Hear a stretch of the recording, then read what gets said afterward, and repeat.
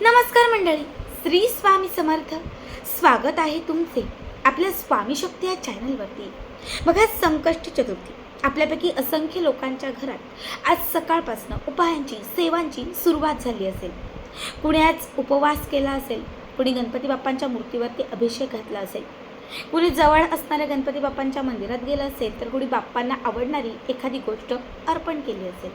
आपल्यापैकी प्रत्येकाने आपापल्या यथाशक्तीनुसार आज काही ना काही नक्कीच केलं असेल, कारण आज अधिक मासातील, अधिक म्हणजे पुरुषोत्तम मासातील सर्वात अत्यंत महत्त्वपूर्ण मासातील आज चतुर्थी आहे. बघा, संपूर्ण अधिक महिना हा सेवा उपाय करण्यासाठी, विशिष्ट तिथींसाठी खूप महत्त्वपूर्ण मानला जातो. असं म्हटलं जातं की या महिन्यात तुम्ही जे उपाय करता, ज्या सेवा करता, त्याचं फळ तुम्हाला अधिक पटीने प्राप्त होतं. आता आज संकष्टी आहे आणि संकष्टी पूर्णपणे गणपती बाप्पांसाठी समर्पित आहे. ज्या व्यक्तीवरती गणपती बाप्पांचा आशीर्वाद असतो त्या व्यक्तीला आयुष्यात प्रत्येक गोष्ट प्राप्त होते.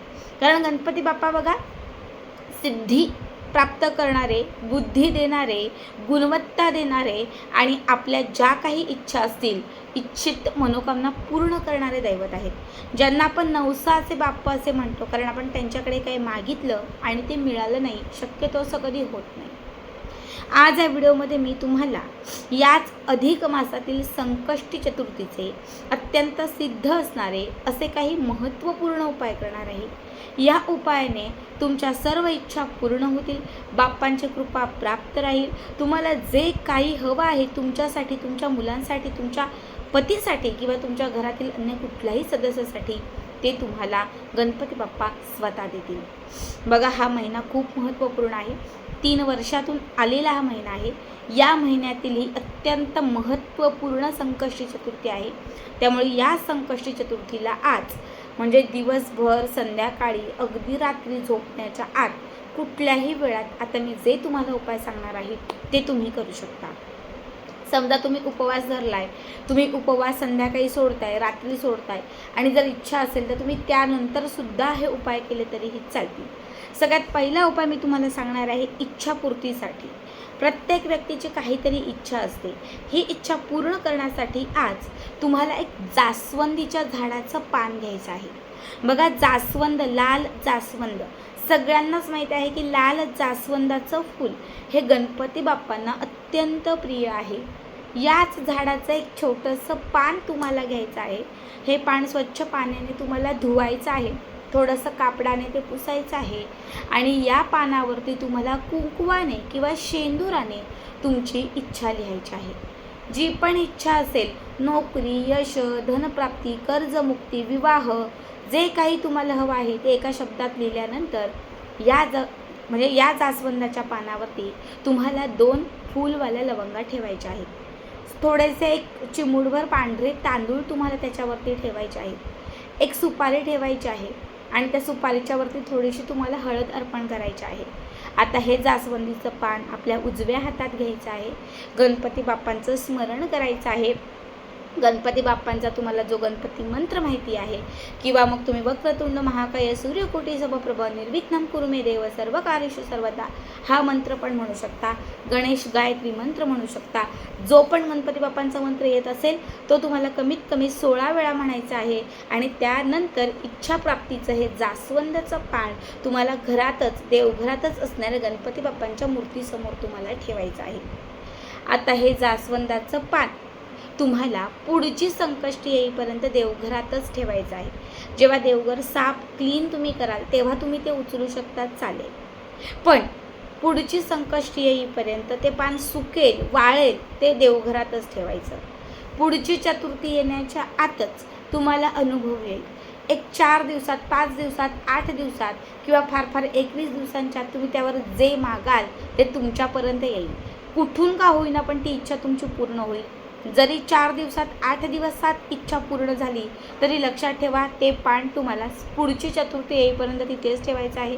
आणि जेव्हा पुढची संकष्टी चतुर्थी येईल तेव्हा सकाळी स्वच्छ स्नान वगैरे करून हे इच्छाप्राप्तीचं जास्वंदाचं पान, त्यावर असणारं जे काही सगळं साहित्य आहे ते उचलून तुम्हाला कुठल्याही गणपतीच्या मंदिरामध्ये जाऊन तिथे आजूबाजूला पहिल्या पायरीवरती एखादं झाड असेल तर तिथे तुम्हाला ते सोडून यायचं आहे. बघा, हा खूप प्रभावी उपाय आहे जो इच्छा 100% तुमच्या पूर्ण करतो. दुसरा उपाय तुम्हाला सांगते, प्रत्येकाला धन हवं असतं, प्रत्येकाला पैसा हवा असतो. कारण पैसा नसेल तर काही घडत नाही, पैसा नसेल तर कोणी विचारत नाही, पैसा नसेल तर आपल्याकडे आपली जवळची लोक जे आहेत ना ती बघत पण नाही. त्यामुळे पैसा लागतो, प्रत्येक गोष्टीला पैसा लागतो. कष्ट करूनही, मेहनत करूनही पैसा मिळत नसेल तर आज संकष्टी चतुर्थीच्या दिवशी हा दुसरा उपाय आवर्जून करा. तुम्हाला एक तांब्याचं भांडं घ्यायचं आहे किंवा पितळेचं घेतलं तरीही चालेल, तांब्या घेतला तरीही चालेल. त्यामध्ये तुम्हाला एक चिमूटभर आपली जी कच्ची बडीशेप असते ती घालायची आहे. एक चिमूटभर पांढरे तांदूळ तुम्हाला घालायचे आहेत. यामध्ये तुम्हाला एक अख्खी सुपारी घालायची आहे. यामध्ये तुम्हाला 21 नाणी घालायची आहेत. 1 रुपयांची, 2 रुपयांची, 5 रुपयांची, पण 21 नाणी. बघा, 5 रुपयाचा एक, 10 रुपयांचा एक, पुन्हा 5 रुपयांचा एक, अशी एक एक सुट्टी 21 नाणी, 21 रुपये नाही, 21 नाणी तुम्हाला त्या तांब्याच्या किंवा पितळेच्या भांड्यात तुम्हाला घालायच्या आहेत. त्यावरती हळदी कुंकू तुम्हाला अर्पण करायचं आहे आणि त्याच्यावरती तुम्हाला एक चिमूटभर पिवळी मोहरी घालायची आहे. यावरती तुम्हाला एक अख्खं हळकुंड ठेवायचं आहे आणि त्यानंतर एक लाल रंगाचं कापड घेऊन तुम्हाला त्या भांड्याला ती व्यवस्थित गुंडाळायचं आहे. वरचा जो भाग आहे तो लाल कापडाने बंदिस्त करायचा. आता हे भांडं जे आहे हे गणपती बाप्पांच्या समोर ठेवायचं आणि 3 वेळा गणपती अथर्वशीर्ष म्हणून 3 वेळा व्यंकटेश स्तोत्र म्हणायचं. 3 वेळा व्यंकटेश स्तोत्र आणि 3 वेळा गणपती स्तोत्र, दोनही सेवा करून झाल्यानंतर हे तांब्याचं भांडं म्हणजे तांब्याचा तांब्या तिथून उचलायचा. जिथे तुमचे पैसे आहेत, खूप सोनं नसेल, एक छोटीशी अंगठी असेल किंवा एक कानातल्यांचा जोड असेल किंवा मग गळ्यातलं काही तुमचं असेल, तर जे काही तुमच्याकडे थोडंफार सोनं आहे तर लक्षात ठेवा, तुमच्या कपाटात किंवा कुठे तर तिथे त्या सोन्याच्या शेजारी किंवा छोटासा ड्रॉवर आहे पण त्याच्या बाजूला कुठेतरी स्पेस जागा असेल तर त्या ठिकाणी हा तांब्याचा कळश किंवा पितळेचं जे भांडं आहे हे बंदिस्त करून तिथे ठेवायचं. आज संकष्टी चतुर्थीला जर हा बंदिस्त कळस, धनप्राप्तीचा बंदिस्त कळस तुम्ही जर सोन्या शेजारी म्हणजे लक्ष्मीच्या शेजारी जर तुम्ही ठेवला तर तुमच्या घरात 10 पटीने लक्ष्मी खेचून येईल. कमीत कमी पुढची चतुर्थी येईपर्यंत हा कळस तिथून हलवायचा नाही. पुढची चतुर्थी येईल तेव्हा तुम्ही ते जे वरचं कापड आहे ते सोडू शकता आणि त्यात असणारे नाणे, त्यात असणाऱ्या सगळ्या वस्तू त्या कापडामध्येच बांधून त्या कापडाची पोटली करून तुम्ही ती तुमच्या कपाटामध्ये ठेवू शकता आणि किंवा पैशांच्या पाकिटात व्यवसाय असेल तर त्या गल्ल्यात तुम्ही ठेवू शकता आणि तो जो काही भांडं आहे, तांब्या आहे, तो तुम्ही घरामध्ये वापरण्यासाठी घेऊ शकता.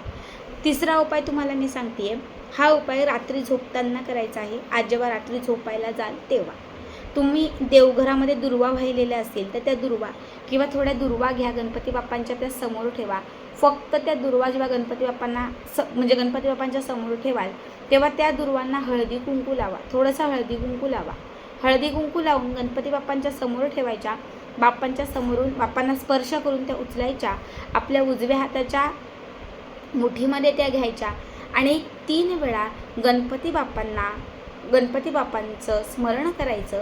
3 वेळा गणपती बाप्पांना आपली इच्छा सांगायची आणि गणपती बाप्पांना आपली जी काही समस्या असेल ती दूर करण्यासाठी प्रार्थना करायची. आता ही दुर्व्याची जुडी जी आहे ही स्वतःवरून 7 वेळा उतरवायची. म्हणजे तुमची व्याधी दूर होईल, काही रोग असतील ते निघून जातील, कुणाची नजर लागली असेल ती निघून जाईल, तुम्हाला म्हणजे तुमच्या पैशांना नजर लागली असेल ती निघून जाईल, सतत तुम्हाला काही शत्रुत्वाचा त्रास असेल तर तो निघून जाईल. म्हणून 7 वेळा ही दुर्व्याची जुडी स्वतःवरून उतरवून घ्यायची आणि तशीच ही दुर्व्याची जुडी एखाद्या सफेद लाल कागदामध्ये किंवा कापडामध्ये बांधून रात्री झोपताना आपल्या उशीखाली ठेवायची. आता ही दुर्व्याची पुडी तुम्ही कितीही दिवस तुमच्या उशीखाली ठेवा. तुम्ही कमीत कमी 11 दिवस तरी उशीखाली ठेवून बघा. 11 दिवसांमध्ये तुम्हाला वाईट स्वप्न पडणार नाहीत, कुणाची नजर लागणार नाही, कुणीही तुमच्याकडे वाईट नजरेने बघणार नाही, कुठलीही आर्थिक समस्या तुमच्यावर येणार नाही.